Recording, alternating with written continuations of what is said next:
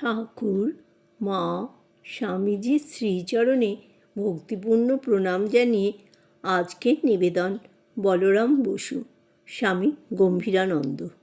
শ্রীযুক্ত বলরাম বসু মহাশয় স্বনামধন্য শ্রীযুক্ত কৃষ্ণরাম বসু মহাশয়ের বংশের মুখ উজ্জ্বল করিয়াছিলেন। কৃষ্ণরাম বসু জীবন প্রভাতে হুগলি জেলার আটপুর তরা হইতে ব্যবসা ব্যাপদেশে কলকাতায় আসিয়া প্রচুর অর্থ উপার্জন করেন এবং জীবন মধ্যাহ্নে সরকারের পক্ষে হুগলি জেলার দেওয়ান নিযুক্ত হন। অতঃপর কলকাতায় বর্তমান শ্যামবাজারে ট্রাম ডিপো ও তৎপার্শ্ববর্তী বিস্তীর্ণ ভূমিতে প্রাসাদোপম অট্টালিকা নির্মাণ এবং শ্রী শ্রী কালী ও শিব মন্দির স্থাপনপূর্বক স্থায়ীভাবে বাস করিতে থাকেন। জীবন সায়াহ্নে তিনি দুর্ভিক্ষ নিবারণকল্পে লক্ষাধিক টাকা দান করিয়া এবং ব্রাহ্মণ পরিপোষণের জন্য ভূসম্পত্তি অর্পণ করিয়া অশেষ পুণ্যর অধিকারী হইয়াছিলেন।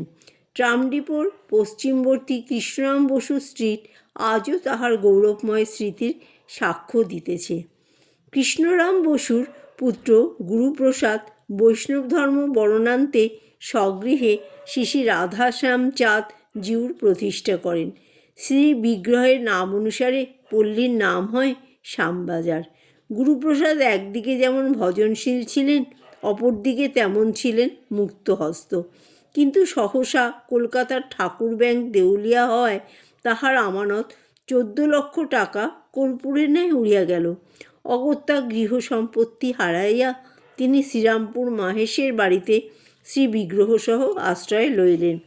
গুরুপ্রসাদ শ্রীধাম বৃন্দাবনেও লক্ষাধিক মুদ্রা ব্যয়ে একটি কুঞ্জ বা দেবায়তন নির্মাণপূর্বক শ্রী শ্রী রাধাশ্যাম সুন্দর বিগ্রহ স্থাপন করিয়াছিলেন। উহা বর্তমানে কালাবাবুর কুঞ্জ নামে পরিচিত। গুরুপ্রসাদের পঞ্চপুত্রের মধ্যে 2 সহোদর বিন্দুমাধব ও রাধামোহন বংশানুক্রমে 51ভুক্ত ছিলেন। ইহাদের আমলে ভাগ্যলক্ষ্মী পুনঃ প্রসন্ন হওয়ায় উড়িষ্যার বালেশ্বর জেলায় আবার জমিদারি আরম্ভ হইল এবং কোঠার মৌজায় প্রধান কাছারি বাড়ি স্থাপিত হইল। বিন্দুমাধবের পুত্র নিমাইচরণ ও হরিবল্লভ রায়বাহাদুর উপাধিতে ভূষিত হইয়াছিলেন। নিমাইচরণ সম্পত্তির রক্ষণাবেক্ষণ করিতেন। মধ্যম হরিবল্লভ কটকে উকিল ছিলেন এবং কনিষ্ঠ অচ্যুতানন্দ কলকাতায় থাকিতেন। রাধামোহন বিষয়কর্ম হইতে দূরে থাকিয়া সাধন ভজনে রত হইলেন। তিনি অতি নিষ্ঠাবান বৈষ্ণব ছিলেন এবং প্রায়শ বৃন্দাবনে কালাবাবুর কুঞ্জে একাকী বাসপূর্বক অনুক্ষণ শ্রী শ্রী রাধাশ্যাম সুন্দর বিগ্রহের সেবার তত্ত্বাবধান করিতেন। অবসর সময়ে শ্রী চৈতন্য চরিতামৃতাদি ভক্তিগ্রন্থ পড়িতেন অথবা কোনো অনুরূপ গ্রন্থের প্রতিলিপি করিতেন। আবার কখনো বা বৈষ্ণবদিগকে আমন্ত্রণপূর্বক ভোজন করাইতেন। কোঠারে থাকাকালেও তাহার জীবন এইভাবেই অতিবাহিত হইত। কুলপ্রথা অনুসারে তিনি মন্দিরের অঙ্গনে দাঁড়াইয়া জপ করিতেন এবং জপান্তে ওই অঙ্গনেই ধ্যানে বসিতেন। রাধামোহনের 3 পুত্র, জগন্নাথ, বলরাম ও সাধুপ্রসাদ, এবং 2 কন্যা, বিষ্ণুপ্রিয়া ও হেমলতা। বলরামের জন্ম হয় 1249 বঙ্গাব্দে 21শে অগ্রহায়ণ। বৈষ্ণব বংশ সম্ভূত বলরাম স্বয়ং পরম বৈষ্ণব ছিলেন। ঠাকুরের নিকট আসিবার পূর্বে ইনি প্রাতে পূজা পাঠে 4-5 ঘণ্টাকাল কাটাইতেন।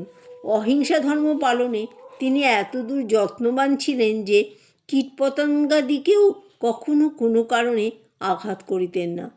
জমিদারি প্রভৃতির তত্ত্বাবধানে অনেক সময়ে নির্মম হইয়া নানা হাঙ্গামা না করিলে চলে না দেখিয়া তিনি নিজ বিষয় সম্পত্তির ভার নিমাইবাবুর উপরে সমর্পণপূর্বক তাহার নিকট হইতে প্রতি মাসে আয়স্বরূপ যাহা পাইতেন, অনেক সময় উহা পর্যাপ্ত না হইলেও তাহাতেই কোনোরূপে সংসারযাত্রা নির্বাহ করিতেন।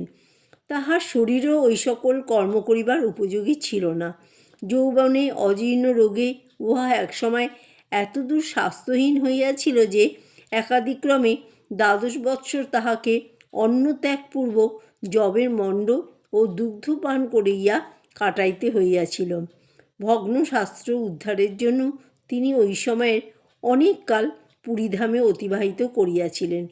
শ্রী ভগবানের নিত্য দর্শন, পূজা, জপ, ভাগবতাদি শাস্ত্র শ্রবণ এবং সাধু সংঘাদি কার্যেই তাহার তখন দিন কাটিত এবং ওইরূপে তিনি বৈষ্ণব সম্প্রদায়ের ভিতরে ভালো ও মন্দ যাহা কিছু ছিল সেই সকলের সহিত সুপরিচিত হইবার বিশেষ অবসর ওইকালে পাইয়াছিলেন।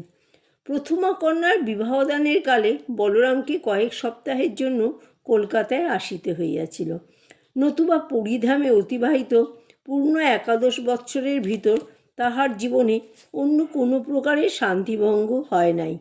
ওই ঘটনার কিছুকাল পরেই তাহার ভ্রাতা হরিবল্লভ বসু কলকাতায় রামকান্ত বসু স্ট্রিটস্থ 57 নং ভবন ক্রয় করিয়াছিলেন এবং সাধুদিগের সহিত ঘনিষ্ঠ সম্বন্ধবশত পাছে বলরাম সংসার পরিত্যাগ করেন এই ভয়ে তাহার পিতা ও ভ্রাতৃগণ গোপনে পরামর্শ করিয়া তাহাকে ওই বাটিতে বাস করিতে অনুরোধ করিয়াছিলেন। ওইরূপে সাধুদিগের পূত সঙ্গ ও শ্রী শ্রী জগন্নাথ দেবের নিত্য দর্শনে বঞ্চিত হইয়া বলরাম ক্ষুণ্ণ মনে কলকাতায় আসিয়া বাস করেন। এখানে কিছুদিন থাকিয়া পুনরায় পুরীধামে কোনো প্রকারে চলিয়া যাইবেন, বোধহয় পূর্বে তাহার এইরূপ অভিপ্রায় ছিল, কিন্তু ঠাকুরের দর্শন লাভের পরে ওই সংকল্প এককালে পরিত্যাগ করিয়া তিনি ঠাকুরের নিকটে কলকাতায় স্থায়ীভাবে বসবাসের বন্দোবস্ত করিয়াছিলেন। জয় ঠাকুর, জয় মা, জয় স্বামীজি।